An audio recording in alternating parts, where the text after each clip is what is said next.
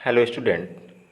Day student, आज जो topic होगा हम लोगों का वह बेसिकली ट्यूबरक्लोसिस होगा। स्टूडेंट, आज हम लोग जो होता है ट्यूबरक्लोसिस पे डिस्कस करेंगे कि ट्यूबरक्लोसिस होता क्या चीज़ है। ट्यूबरक्लोसिस कौन सा ऐसा बैक्टीरिया है जो ट्यूबरक्लोसिस डिजीज़ कॉज करता है। स्टूडेंट देखिए क्या है, ट्यूबरक्लोसिस को शॉर्टकट में आप टीबी कहते हैं। और जो ट्यूबरक्लोसिस बीमारी है स्टूडेंट, ये बेसिकली माइकोबैक्टीरियम ट्यूबरक्लोसिस नाम का एक बैक्टीरिया है जो बेसिकली ट्यूबरक्लोसिस डिजीज़ को कॉज कर रहा है। Mycobacterium tuberculosis. स्टूडेंट, जो माइकोबैक्टीरियम ट्यूबरक्लोसिस होता है ये आपका 8 आवर्स तक मोर एक्टिव होता है। जैसे मान लीजिए कोई भी इन्फेक्टेड पर्सन है, ठीक, अगर कोई भी इन्फेक्टेड पर्सन से माइकोबैक्टीरियम आउटसाइड द बॉडी मतलब इन्वायरमेंट में आया हुआ है, जैसे स्नीजिंग किया या फिर कफ किया, ठीक है, तो क्या होगा कि जो माइकोबैक्टीरियम ट्यूबरक्लोसिस है अगर इन्वायरमेंट में आया हुआ है तो वह 8 घंटे के अंदर किसी भी हेल्दी पर्सन्स को अफेक्टेड कर देगा। मीन्स कहने का मतलब ये है कि वह 8 घंटे तक 8 आवर्स तक मोर एक्टिव फॉर्म में होता है। उसके अंदर जो होता है कि मोर चांसेस होते हैं कोई हेल्दी पर्सन्स को डिजीज कॉज करेगा। देखिए, जो ट्यूबरक्लोसिस है स्टूडेंट, ये एक तरह का क्रोनिक डिसऑर्डर है। क्रोनिक डिसऑर्डर है और ये आपकी बॉडी के लंग्स को, बोन्स को, जॉइंट एंड लिम्फ नोड्स को सबसे ज़्यादा अफेक्टेड करता है। जो माइकोबैक्टीरियम ट्यूबरक्लोसिस है इस केस में आपका लंग्स सबसे ज़्यादा अफेक्टेड होगा और लंग्स ही अफेक्टेड हो रहा है, इसलिए इसको हम लोग एज ए रिस्पायरेटरी टीबी कहते हैं। ठीक है, रिस्पायरेटरी टीबी कहते हैं। स्टूडेंट, टीबी जो होता है 3 तरह का बेसिकली देखा जाता है। अगर आपका रिस्पायरेटरी सिस्टम डिस्टर्ब हो रहा है, रिस्पायरेटरी ट्रैक जो होता है अफेक्टेड हो रहा है, जैसे लंग्स आपका अफेक्टेड हो रहा है, लंग्स का जो एल्व्यूलाई पोर्शन होता है स्टूडेंट, एल्व्यूलाई वह आपका प्रभावित हो रहा है, तो उसको हम लोग जो होता है रिस्पायरेटरी ट्यूबरक्लोसिस कहते हैं। अगर आपका रिप्रोडक्टिव ट्रैक कहीं भी अफेक्टेड होता है, प्रभावित होता है, तो उसको हम लोग रिप्रोडक्टिव ट्यूबरक्लोसिस कहते हैं। और एक आपका एब्डोमिनल ट्यूबरक्लोसिस होता है। स्टूडेंट देखिए, इंक्यूबेशन पीरियड की अगर बात करते हैं तो ट्यूबरक्लोसिस जो है, माइकोबैक्टीरियम ट्यूबरक्लोसिस, इनका जो इंक्यूबेशन पीरियड होता है स्टूडेंट 2 से लेकर के 12 वीक होता है। ये वेरिएबल भी हो सकता है स्टूडेंट, डिपेंड करता है पर्सन्स की बॉडी पर भी। इन्फेक्शन के चांसेस कैसे होते हैं स्टूडेंट? इन्फेक्शंस के चांसेस सबसे ज़्यादा इनहेल और इंगेस्ट एज ए मिल्क से होता है, जिसमें सबसे ज़्यादा इनहेल से इन्फेक्शन के चांसेस होते हैं। फैक्टर इन्फ्लुएंसी की अगर बात करते हैं तो जेनेटिक है, age, immunity, nutrition, stress, illness. Student, कहने का मतलब मेरा ये है कि देखिए आप जो फैक्टर इन्फ्लुएंस होते हैं उस केस में अगर किसी पर्सन का इम्यूनिटी बहुत वीक है या फिर एज जो होता है कि ओल्ड है, तो ओल्ड एज में बॉडी का इम्यून सिस्टम थोड़ा वीक होता है,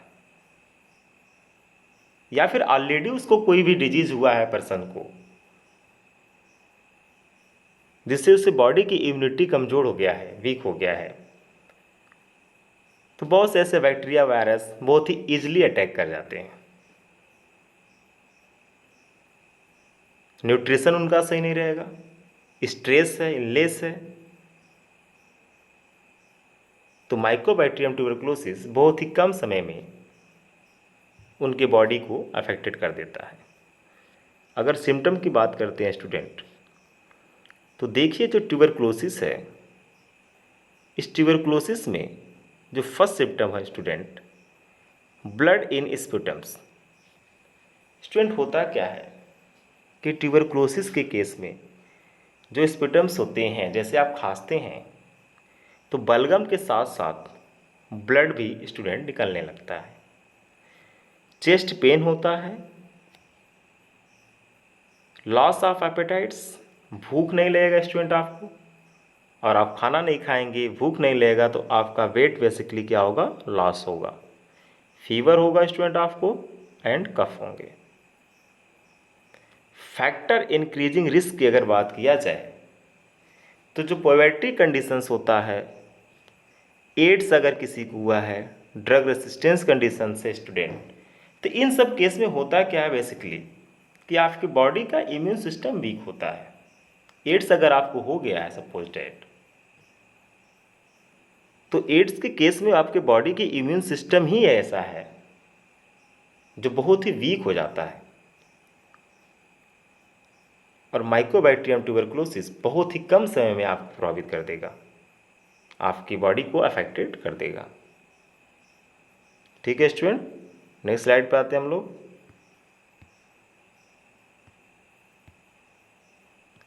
नेक्स्ट स्लाइड पे देखिए स्टूडेंट, टेस्ट की बात करते हैं हम लोग। जो ट्यूबरकुलोसिस होता है, इस ट्यूबरकुलोसिस में मैंटॉक्स टेस्ट किया जाता है, ये पॉइंट आपको याद रखना है। मैंटॉक्स टेस्ट होता क्या स्टूडेंट, इस केस में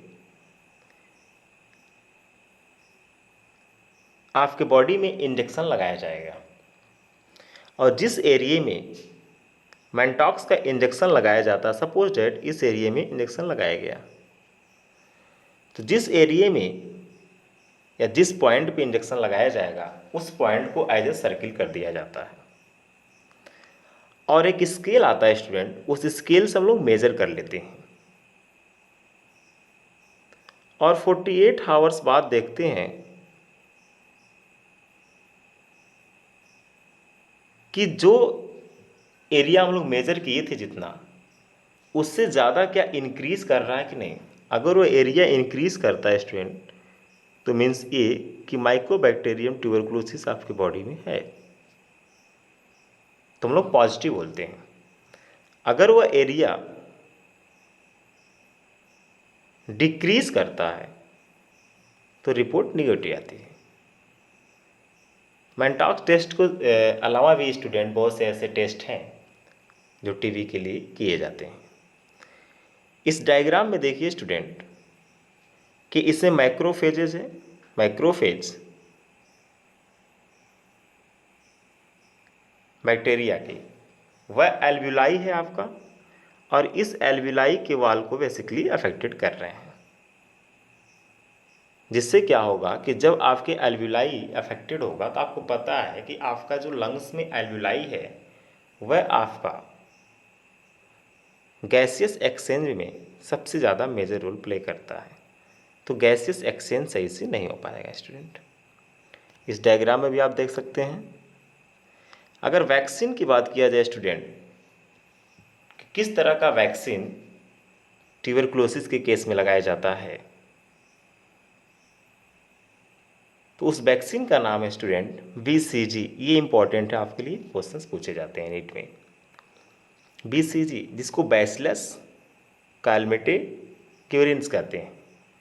स्टूडेंट जो वैक्सीन होता है BCG, ये आपका ट्यूबरकुलोसिस के केस में लगाए जाते हैं। Thank you student. किसी को कोई भी डाउट है तो आप कमेंट करके क्वेश्चन पूछ सकते हैं।